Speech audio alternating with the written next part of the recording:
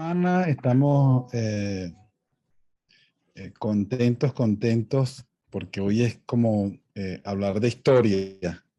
El invitado de hoy está asociado a la historia del Evangelio en nuestro país y en la ciudad de Caracas. Hablar del Evangelio, de todo lo que ha sucedido en la ciudad de Caracas, y no mencionar a esta familia y a nuestra invitada de hoy es no contar la historia completa.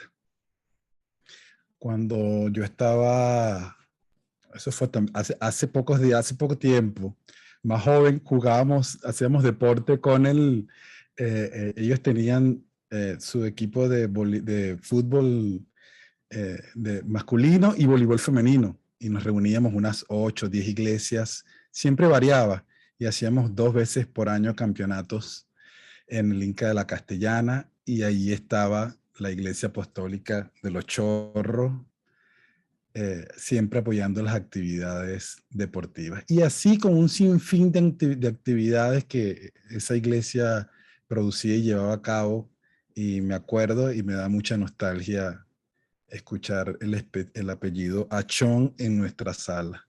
Bienvenido, pastor, bienvenido a nuestra sala.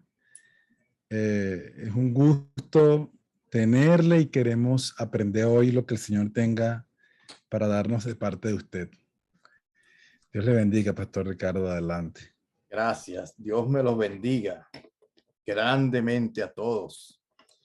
En primer lugar, quiero darle las gracias a los miembros de la Junta Directiva y a toda la comunidad de Holy Fire, el hermano Miquel, Lenín, Nati, por todo lo que han trabajado, y los demás de la Junta Directiva que los he venido conociendo. Los nombres todavía no me los termino de grabar, pero igualmente les doy las gracias por esta inmensa y poderosa invitación, porque sabemos que esta es una plataforma que ustedes han creado, que Dios les habla inspiración, y estas cosas son buenas porque edifican al pueblo de Dios y hacen falta. Y gracias a Dios de que podemos contar con ustedes. Espero que en esta noche poder cumplir, ponerme a la talla de todos los ministros que han estado aquí, de manera de que Dios nos bendiga, nos utilice, nos prospere, nos enseñe, podamos salir edificados en su palabra. Bendiciones para toda la comunidad de Holy Fire que nos está escuchando también, que están todos conectados. Bueno, como siempre, cuando yo comienzo un mensaje de parte de Dios, utilizo el siguiente eslogan que Dios me dio hace mucho tiempo, de manera de que eso me da como la fuerza para arrancar, ¿ok? Y es: Dios ama y bendice al hombre y a la mujer que le declaran la guerra a todo aquello que necesita corrección.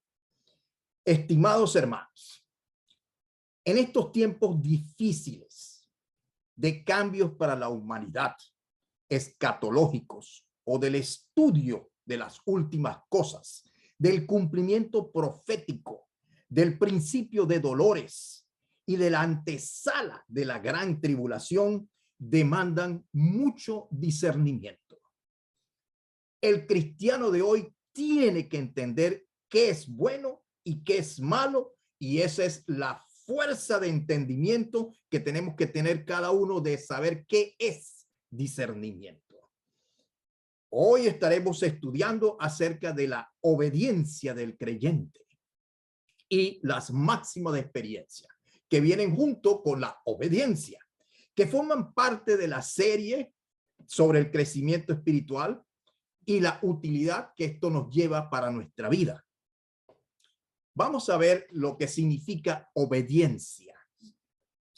Esta noche vamos a tener unos PowerPoint, y vamos a ir viendo estos PowerPoint de manera de que esto nos ayude en lo que estamos estudiando. Ponme la primera.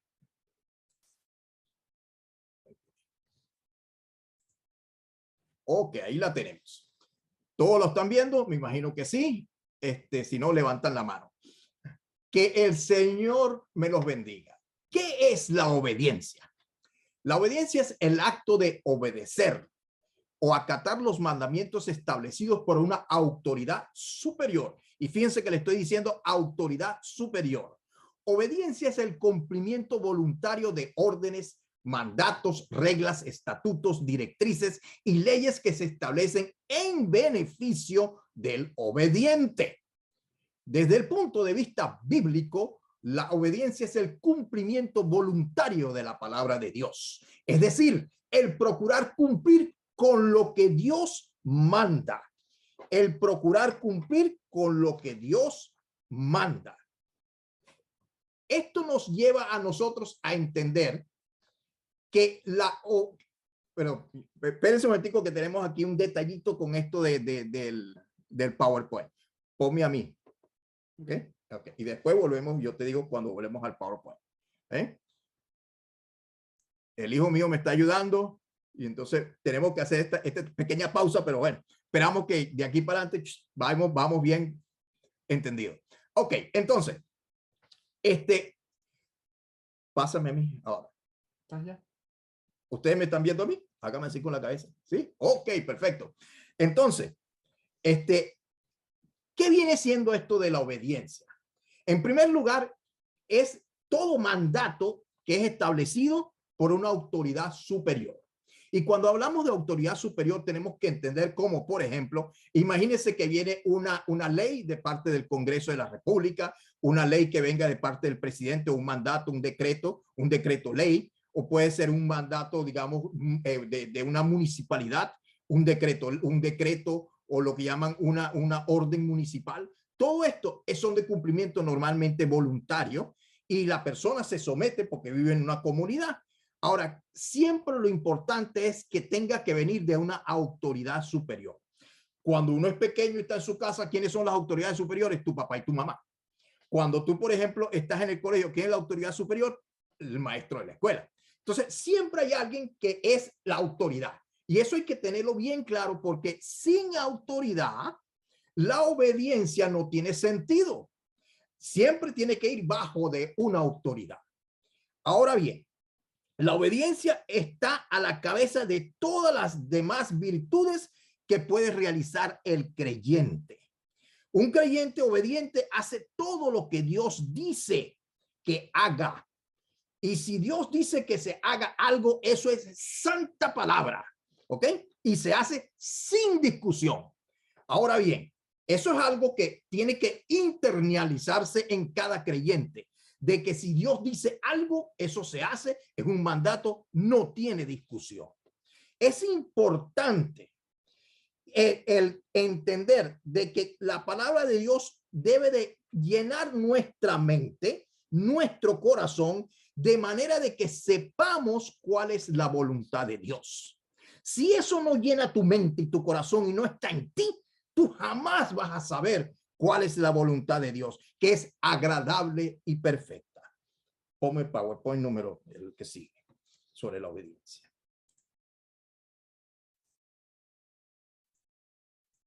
Ok. La obediencia es la actitud que lo invade todo y permite que las demás virtudes espirituales sean posibles. Fíjense que aquí habla de virtudes espirituales. Las virtudes espirituales son las capacidades del creyente. El creyente tiene que tener capacidad para poder llevar a cabo el ministerio, para poder llevar a cabo todo lo que Dios establece en su palabra, para llevar a cabo su vida espiritual. Eso es como, por ejemplo, para poder amar al prójimo. Esa es una virtud que Dios te va a dar para desarrollarte en el amor hacia el prójimo, en el creerle a la palabra de Dios, en el servir a los demás hermanos. Ahora bien, todo eso es lo que conocemos como la virtud espiritual, y esto es posible si uno es obediente a la palabra de Dios. Número 4. En el número 4 vamos a ver lo siguiente. Hay una parábola que está en la palabra, que a mí me encanta esa parábola, y la primera vez que la escuché, siempre me quedó en la mente. Y van a ver por qué, porque es como extraña, pero al mismo tiempo de mucha enseñanza y edificación. En el Evangelio de San Mateo, en el capítulo 21, versículo 27 y 28, Jesús habló a sus discípulos acerca de la parábola de los dos hijos, y ahí vamos a leer lo siguiente. Y dice así: pero ¿qué os parece? Un hombre tenía 2 hijos y acercándose al primero le dijo: hijo, ve hoy a trabajar en mi viña. Y respondiendo él dijo: no quiero. Pero después se arrepintió y fue. Y acercándose al otro le dijo de la misma manera. Y respondiendo él dijo: sí, señor, voy. Y no fue. ¿Cuál de los 2 hizo la voluntad de su padre? Dijeron ellos: el primero.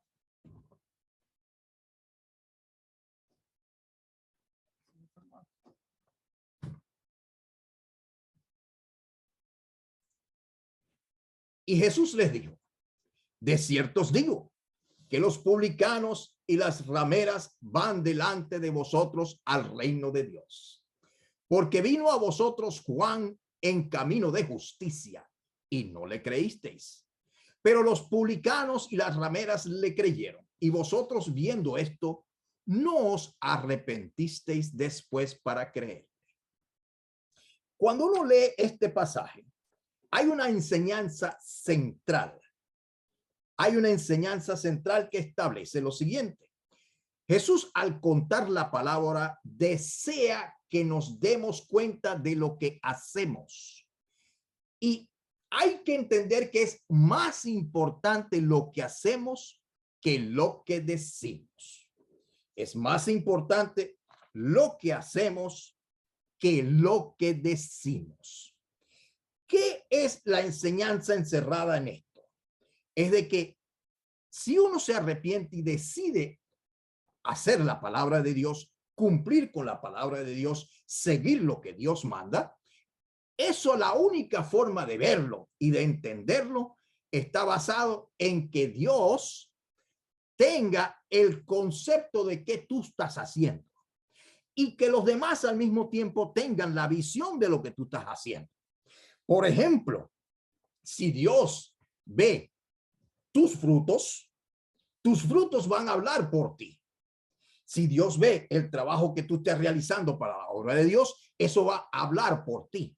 Significa de que tú puedes tener mucha palabra de Dios, tú puedes saber mucho cómo ayudar a los demás, pero finalmente aplicar todo eso va a ser lo importante, que va a reflejar lo que tú eres. Por eso que uno tiene que entender que si uno ve los frutos, uno sabe a quién pertenecen y cómo son.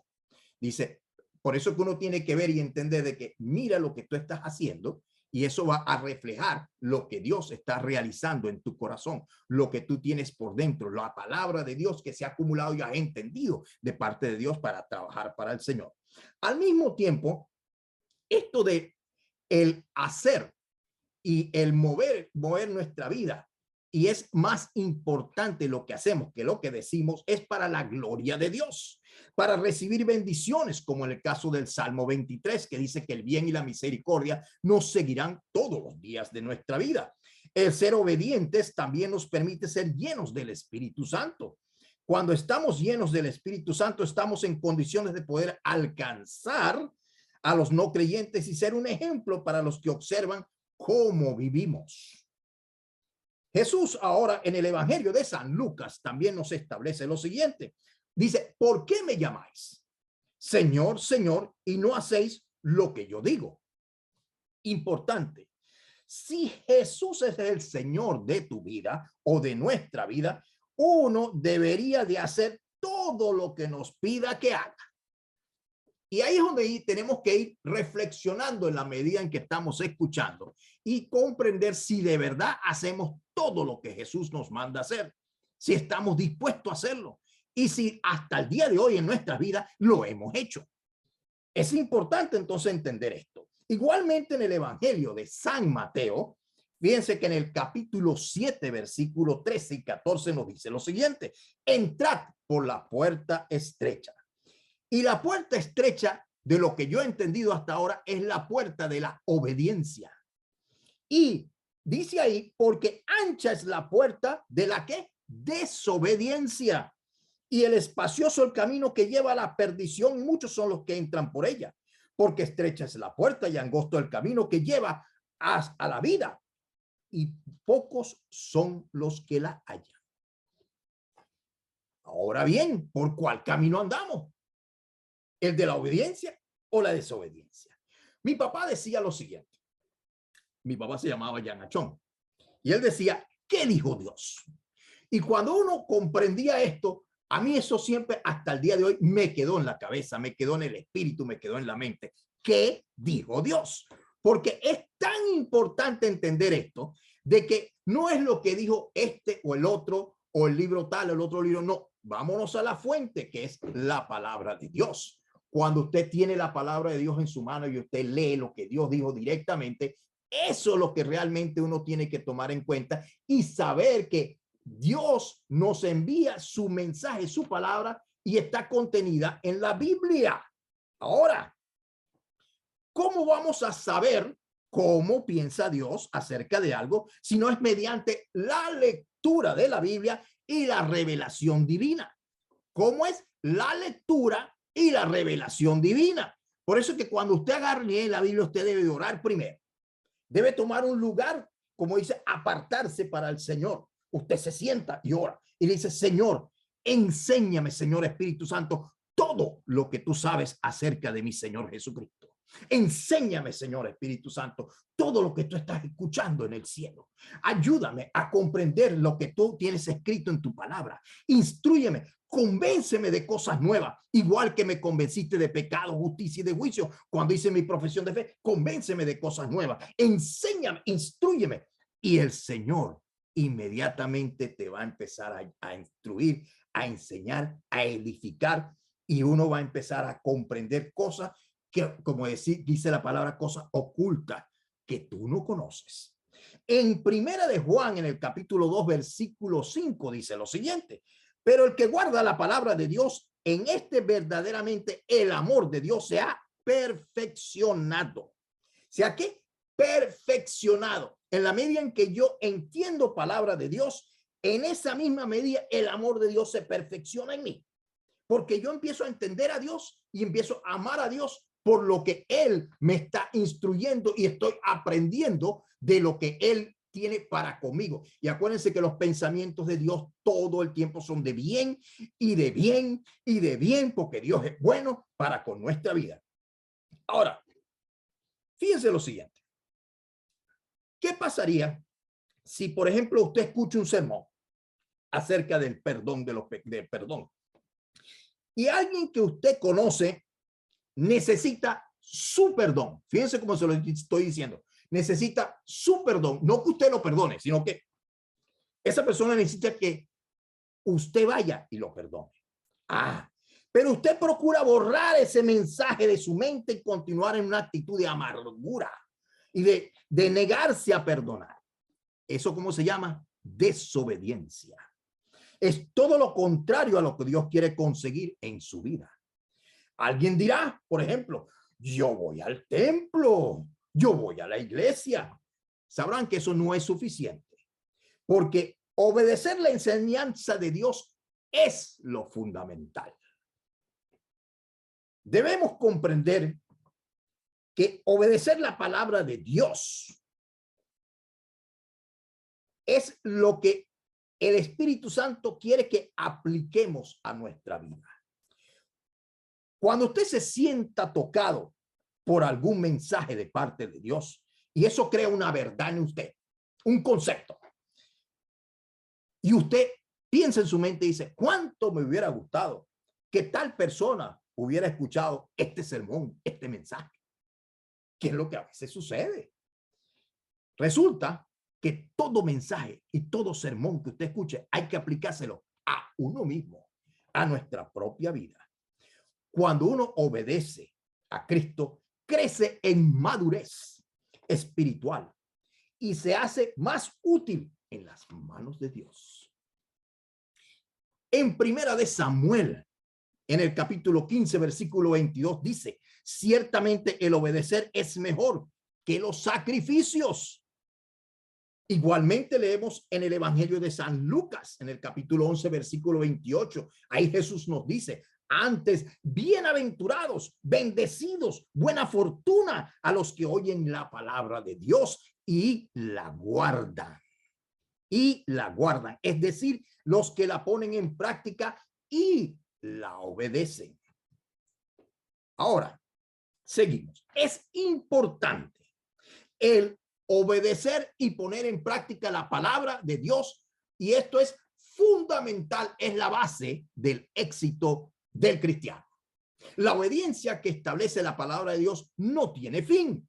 Es decir, que todo lo que se tenga que obedecer es de repetición indefinida hasta que se logre, hasta que se haga, hasta que se cumpla con el mandato.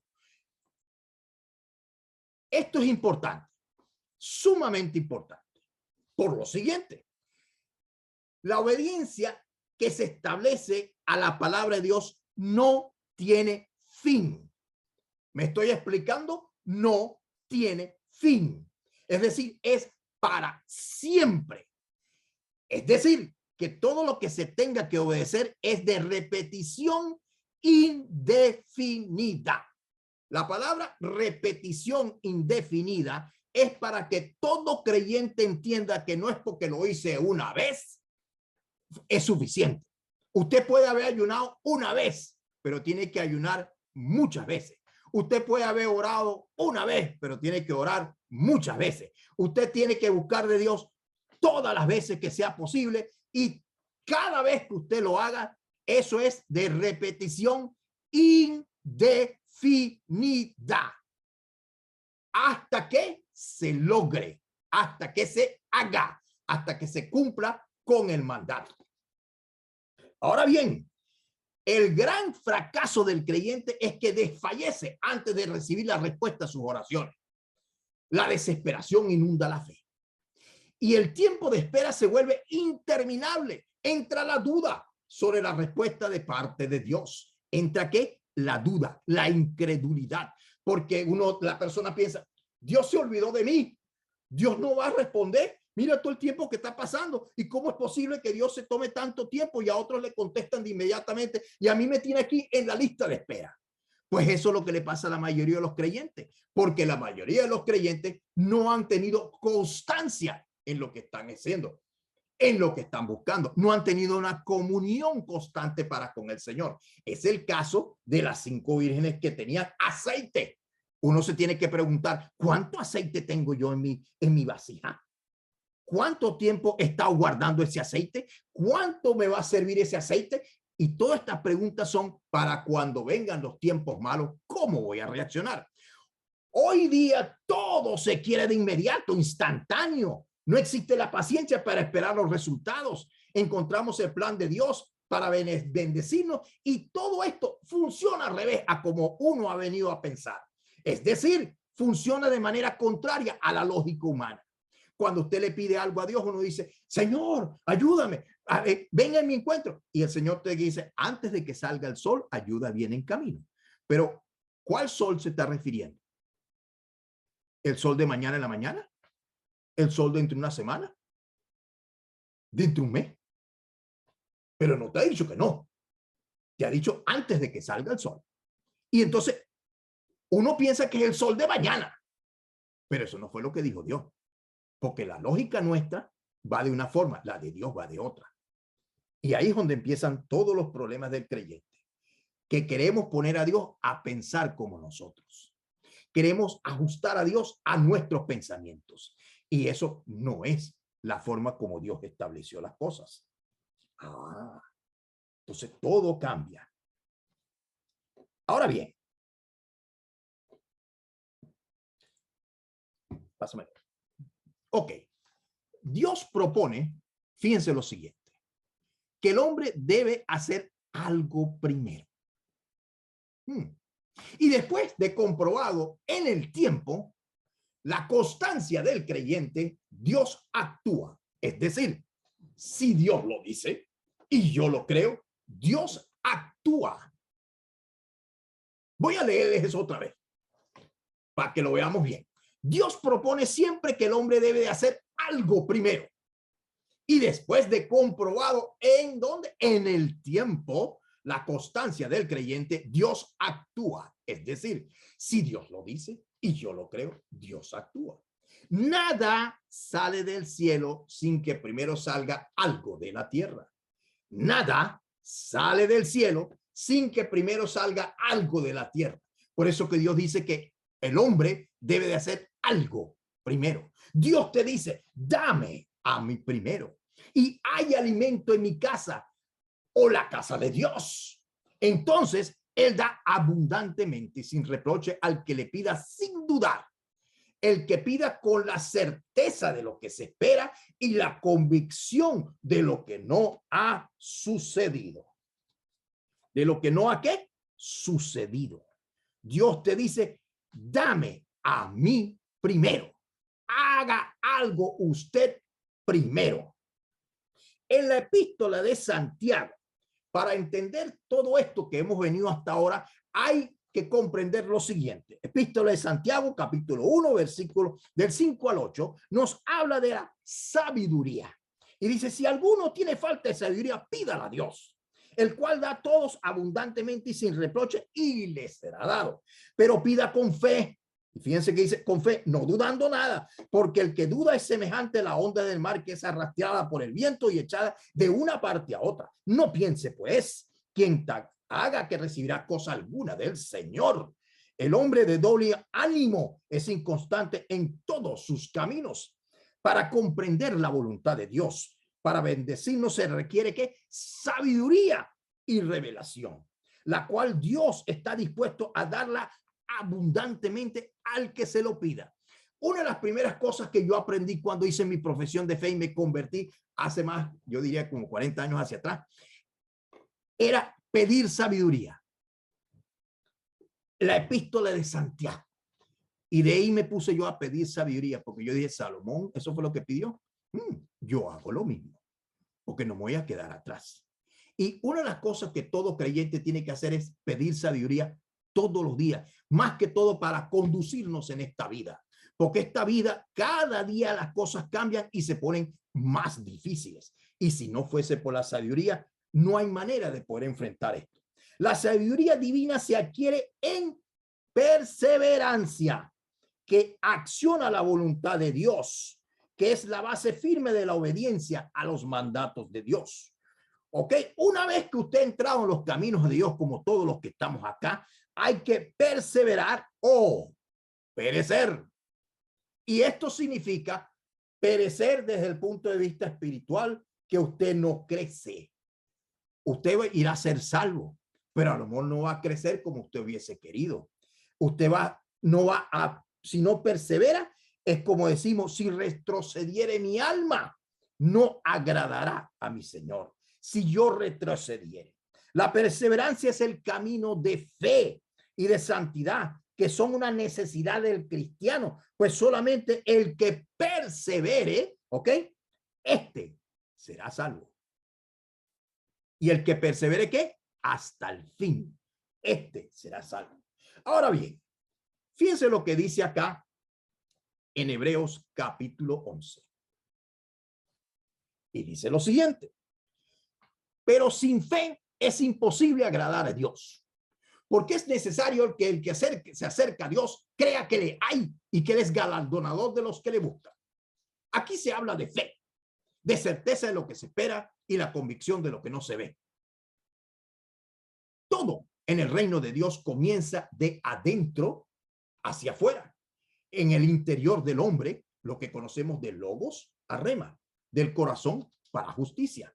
Por eso que decimos creí, por lo cual hablé y actué. Ahora bien, fíjense en esto.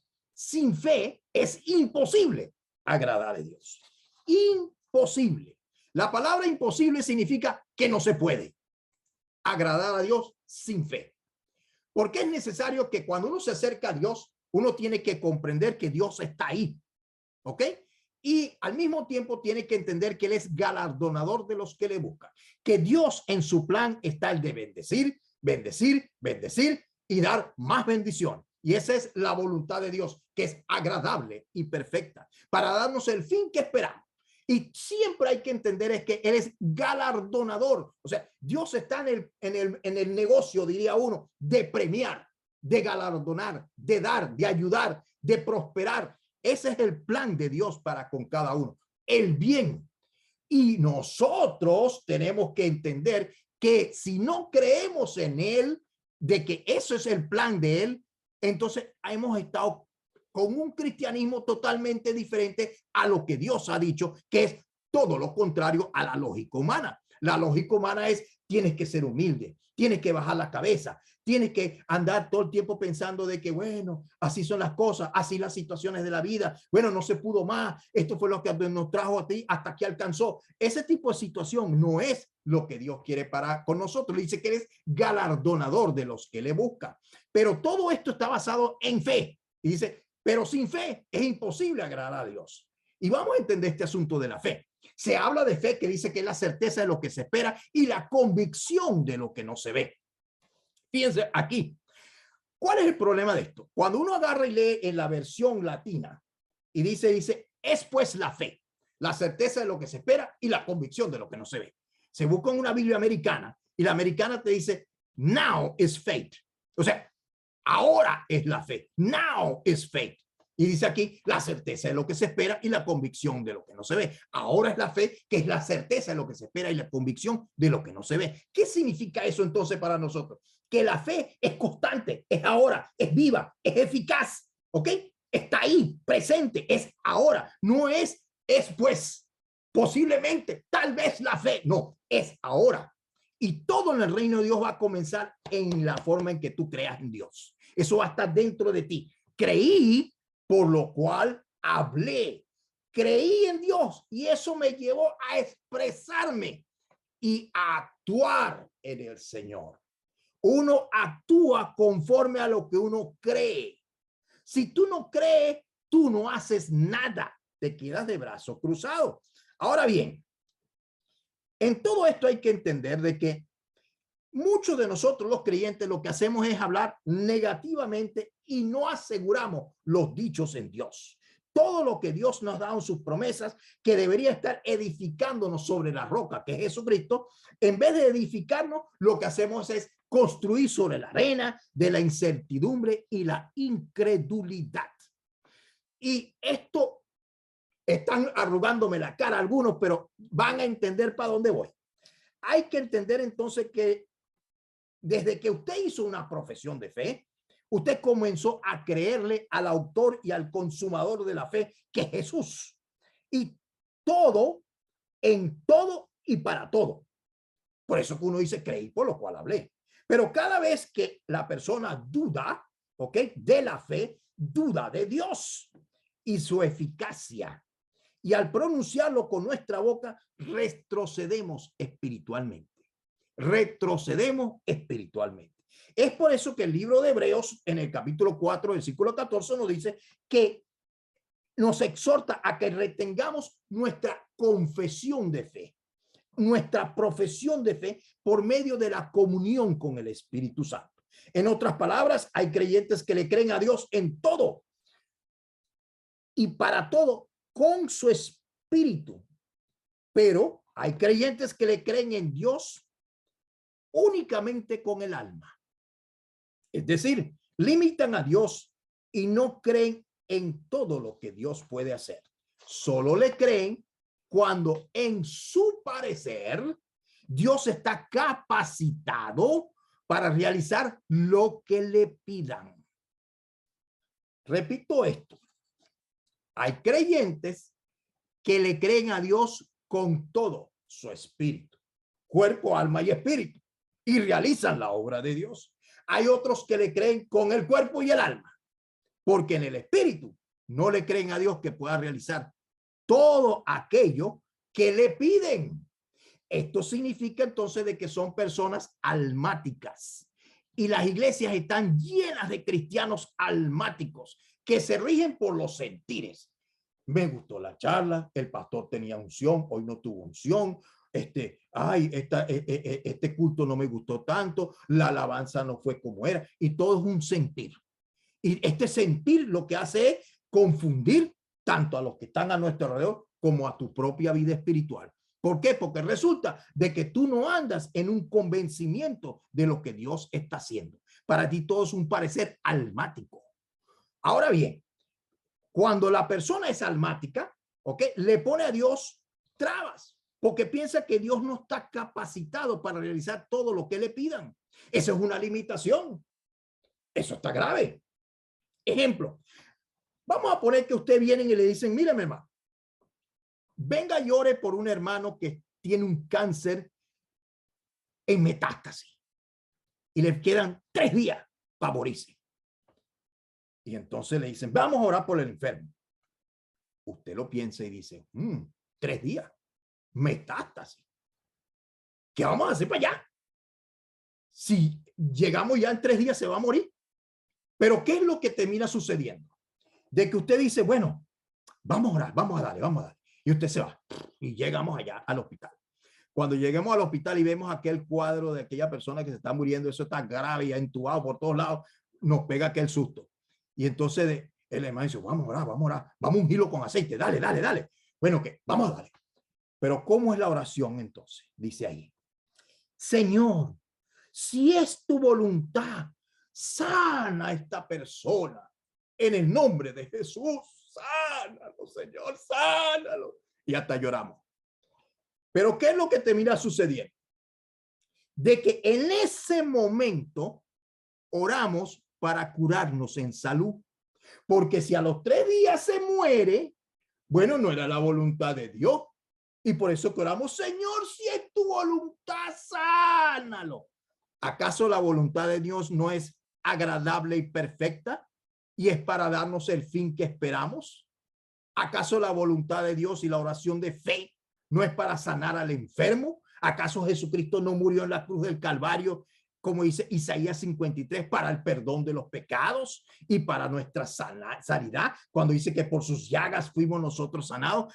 Entonces la pregunta es, ¿por qué la mayoría ahora sí? Porque piensan que Dios no está capacitado para sanar una metástasis y que le queden 3 días a la persona para morirse. Entonces dicen, esto como que no va. Y por lo tanto, oren de esa manera. Ahora, la voluntad de Dios siempre va a ser agradable y perfecta, como dice Jeremías 29, versículo 11. Dios no falla. Dios está para escuchar al creyente y realizar todo milagro. Acuérdense que usted no es el que sana, ¿ok? Usted es solo el instrumento, el contacto que Dios utiliza. Es preferible ser sincero con Dios y los hermanos y apartarse y no aparentar una santidad que no se tiene.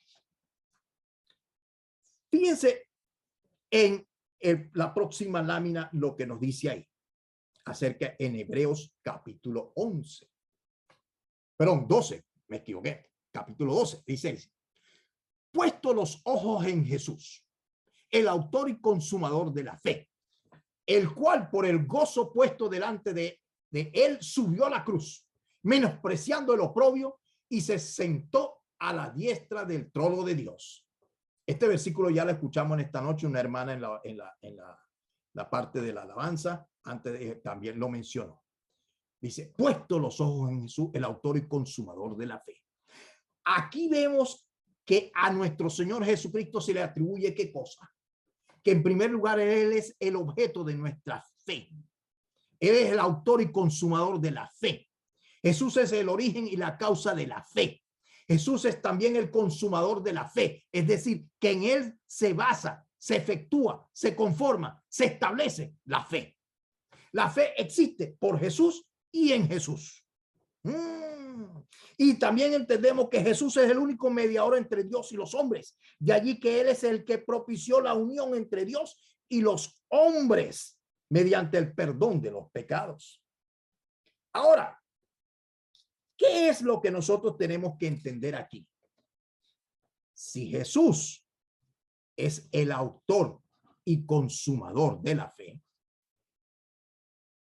un autor es el que inventa algo, ¿sí o no?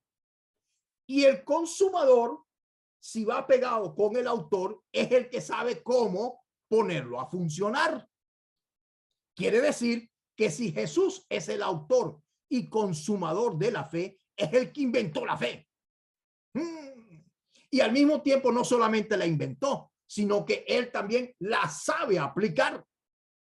Quiere decir entonces de que nosotros tenemos que entender que él es el que forma la fe en cada uno de nosotros. Él es el objeto de nuestra fe. Si Jesús no fuese el objeto de nuestra fe, entonces, ¿qué estaría pasando? De que en nuestra vida no habría un origen ni una causa de la fe. Él es el objeto porque no hay, Dios estableció que él con su muerte en la cruz, a través de él, el que en él creyere será salvo. Es el objeto. Todos nosotros creemos en Jesucristo. ¿Por qué? Porque vino el Espíritu Santo y nos convenció a cada uno de justicia, de pecado, justicia y de juicio. Y quiere decir entonces que de ahí en adelante nosotros ahora estamos en esa comunión con el Espíritu Santo. Estamos en esa entrega para con Dios. Entendemos lo que Dios hizo por nosotros y entendemos que entonces todo este tiempo nuestra fe está basado en lo que hizo Jesucristo, porque Él es el objeto de nuestra fe. Él es la fe. Ahora, el Espíritu Santo es el que realiza la fe en nuestra vida. Y fíjense que la fe es la palabra de Dios junto con la acción del Espíritu Santo, y es la palabra de Dios porque el Padre es Dios, Jesucristo es Dios y el Espíritu Santo es Dios. Creemos en un Dios trino. Y cuando creemos en un Dios trino y creemos que Padre, Hijo y Espíritu Santo son Dios, significa de que lo que pensó el Padre, lo que pensó Jesucristo y lo que hace el Espíritu Santo en nuestras vidas, lo hace Dios. Es el autor consumador de la fe. Cuando nosotros leemos en Hebreos 4, versículos 12 al 13, dice ahí, porque, ponme el 13. ¿Dice? Ajá. Porque la palabra de Dios es viva y eficaz y más cortante de toda espada de doble filo, y penetra hasta el alma y el espíritu y las coyunturas y los tuétanos, y discierne los pensamientos y las intenciones del corazón. Y no hay cosa creada que no sea manifiesta en su presencia. Antes bien, todas las cosas están desnudas y abiertas a los ojos de aquel a quien tenemos que dar cuenta. Si usted lee este versículo, que lo habrá leído muchísimas veces, pero véalo como lo estamos viendo hoy. Porque la palabra de Dios es que viva y eficaz. Eso quiere decir que esa palabra tiene vida y es eficaz, hace algo, es más cortante que toda espada de doble filo. No es porque es una palabra, una letra, es porque esa palabra, esa letra hace algo, penetra hasta el alma y el espíritu. Algo que penetra es porque tiene un potencial de hacer algo, hasta las coyunturas, el tuétano, y discierne qué cosa, los pensamientos. ¿Cómo se mete un pensamiento la palabra de Dios? ¿Cómo la palabra de Dios entra en tus pensamientos y discierne las intenciones del corazón de la persona? El único que hace eso es el que te convence de pecado, justicia y de juicio, el Espíritu Santo. Y no hay cosa creada que no sea manifiesta en su presencia. ¿Qué es lo que no ha sido creado, que no ha sido manifestado en la presencia de Dios? Antes bien, todas las cosas están desnudas y abiertas a los ojos de aquel al que tenemos que dar cuenta. ¿A quién le tenemos que dar cuenta? A Dios. Entonces, la palabra y todo el efecto vivo y eficaz es porque tenemos que darle cuenta a Dios vivo y eficaz.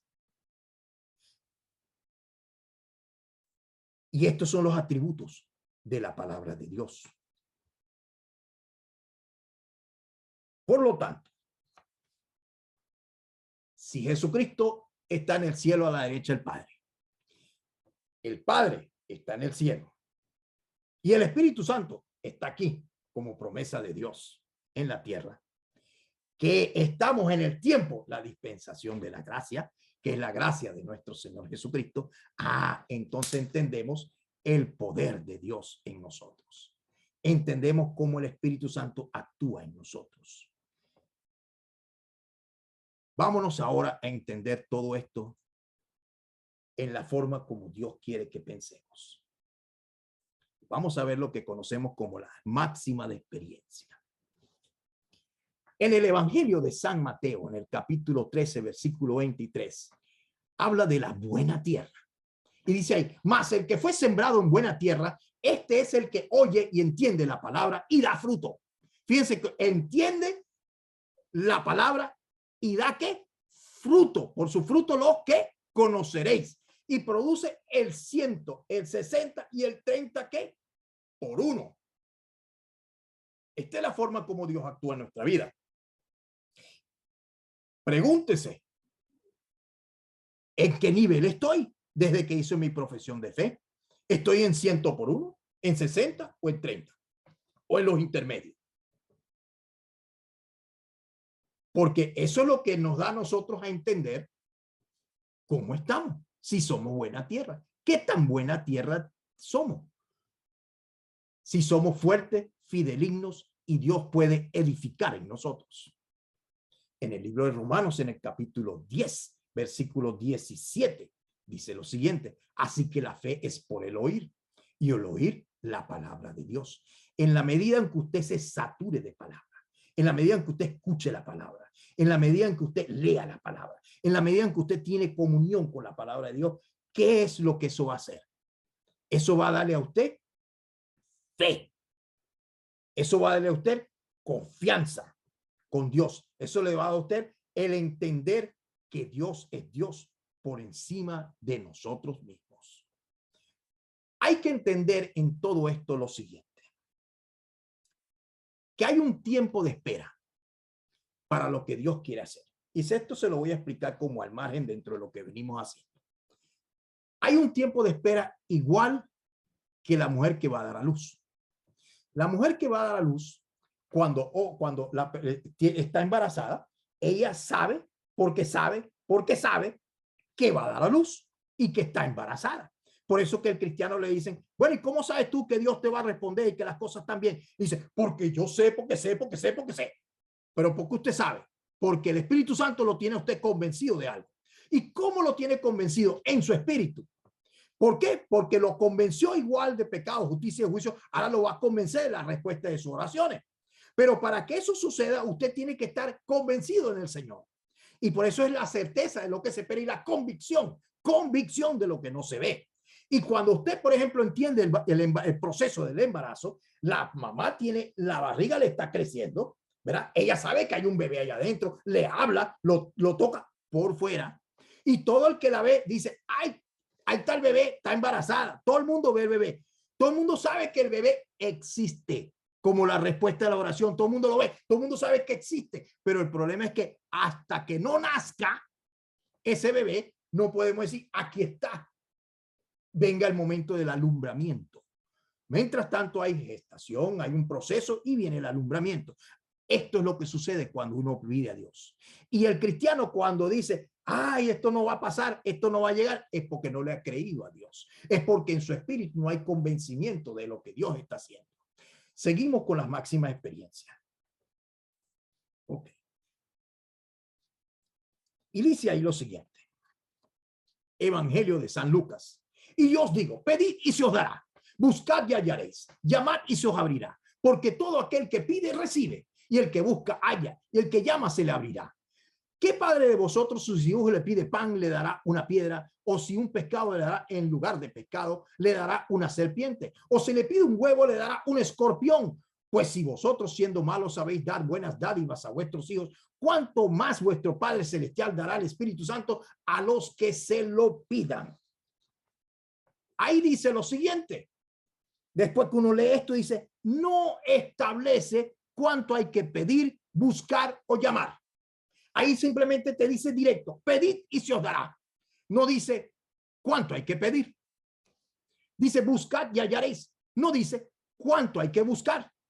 Evangelio de San Mateo, capítulo 6, versículo 33, dice, buscad el reino de Dios y su justicia primero, y todas estas cosas os serán añadidas. Cuando uno lee más los versículos anteriores, dice, no os preocupéis, no os turbéis. Dice, ¿por qué vas a comer? ¿Qué vas a vestir? ¿Qué vas a hacer? ¿Cómo vas a pagar? Todas las cosas que tienes, porque todas esas cosas Dios las tiene en cuenta. Pero dice, más buscar el reino de Dios y su justicia primero, y todas estas cosas os serán, ¿qué? Añadidas.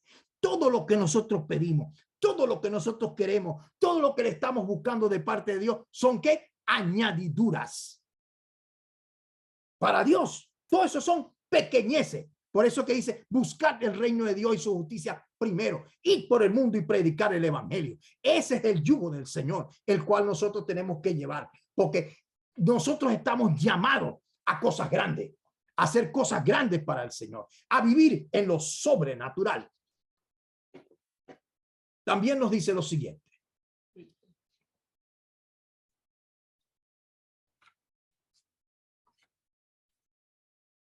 Llamad y se os abrirá.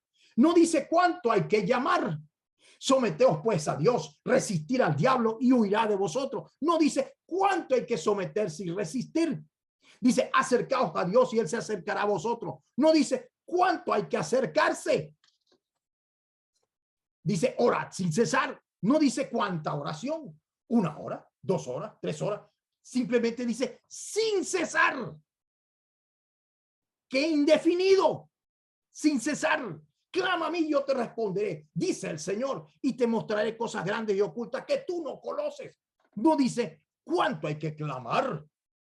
Dice, clama a mí, hágale, fájese, clame. Cree en el Señor Jesucristo y serás salvo tú y tu casa. No dice cuánto hay que creer para que seas salvo tú y tu casa. Tu casa. ¿Cuánto hay que creerle a Dios por tu casa? Cuando entendemos todo esto, llegamos a la conclusión.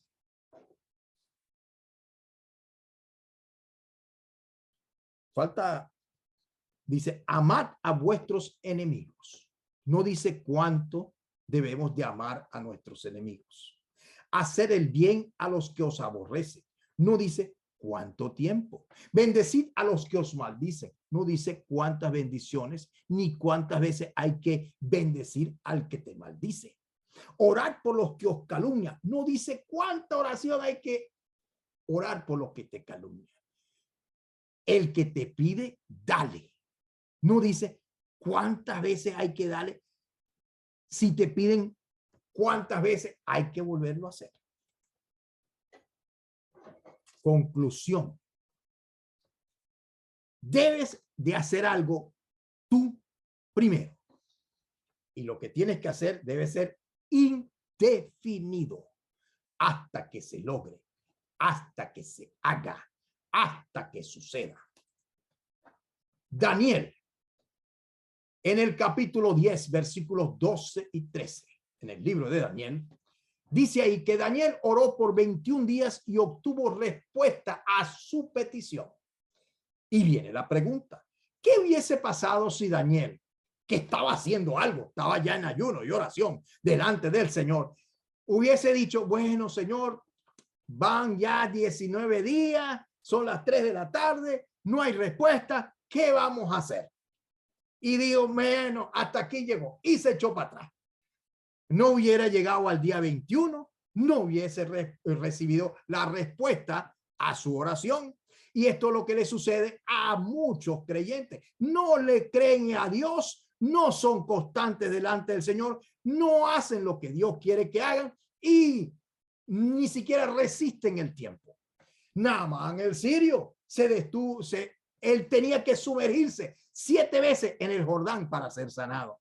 Y él decía, ese Jordán, río sucio, ¿cómo voy a meterme yo en ese río? Y cuando él pensaba de esa manera, el sirviente le dijo, bueno, pero si te pidieran una cosa más difícil, ¿qué hubieras hecho? Y entonces dijo, bueno, está bien, vamos a meternos. Pero ¿qué hubiese pasado si Naamán se mete y a la 5ª vez que se mete y dice, no, este río está muy sucio, ¿qué va? No se hubiese sanado. Pero llegó hasta las 7 veces y fue sanado por el Señor. Los apóstoles estuvieron reunidos en el aposento alto 50 días sin recibir promesa, sin recibir la promesa del Espíritu Santo como Jesucristo había dicho. Y llegado el día 50, vino el Espíritu Santo, lo que conocemos como el día de Pentecostés, y recibieron la promesa del bautismo del Espíritu Santo. Y cuando uno entiende esto, uno dice, si se hubieran echado para atrás unos días antes, porque dice, aquí no va a pasar nada, Jesucristo se fue al cielo, nos dejó aquí abandonados, entendiendo. La viuda de Sarepta le dio primero al profeta y se produjo la multiplicación del aceite y la harina. ¿Qué le dijo el profeta? Dame a mí primero. Y si no lo hubiera hecho, ¿qué hubiese pasado? Josué le dio 7 vueltas a Jericó durante 7 días y el último día le dio 7 vueltas. ¿Cuántas vueltas son todas esas? Saque la cuenta y se va a que es bastante vueltas. Y en algún momento la gente tenía que estar cansada. Él tendría que estar pensando, aquí como que no va a pasar nada. Pero Dios cumple su promesa. Malaquías 3:10 dice, trae todos los diezmos al alfolí y hay alimento en mi casa. Dice, probadme ahora en esto. Dice Jehová de los ejércitos, si nos abriré las ventanas de los cielos y derramaré sobre nosotros bendición hasta que sobreabunde. Dice que traed. ¿Quién tiene que traer? Usted. ¿Y cuándo? Primero. ¿Para qué? Para que haya alimento en la casa de Dios. Para que Dios vea tu constancia y vea que tú estás y dice, probadme. ¿Quién es el que tiene que probar? Uno a Dios en la medida en que uno haga. Entonces Dios hará. Debemos de persistir para obtener y perseverar sobre lo obtenido. Ahora, seguimos. Venimos a las máximas de experiencia en su segunda parte. Finalmente, todo esto nos lleva a entender estos principios a continuación. Y dice ahí, usted debe, y nosotros debemos de orar y orar y orar hasta que oremos o hasta que ores. Usted debe de ayunar y ayunar y ayunar hasta que ayune. Usted debe leer y leer la palabra de Dios hasta que la lea. Usted debe de interceder, interceder e interceder hasta que interceda. Debe de congregarte, congregarte y congregarte hasta que te congregues. Debes de clamar, clamar y clamar hasta que clames. Debes de buscar y buscar el reino de Dios y su justicia primero. Y entonces todas las cosas vendrán. ¿Por qué? Por añadidura. Pero siempre aquí establece que hay que hacer y hacer y hacer hasta que hagas. Hasta que hagas. Jesús, Moisés, Josué, Elías comenzaron su ministerio con ayuno y oración. Hicieron algo primero.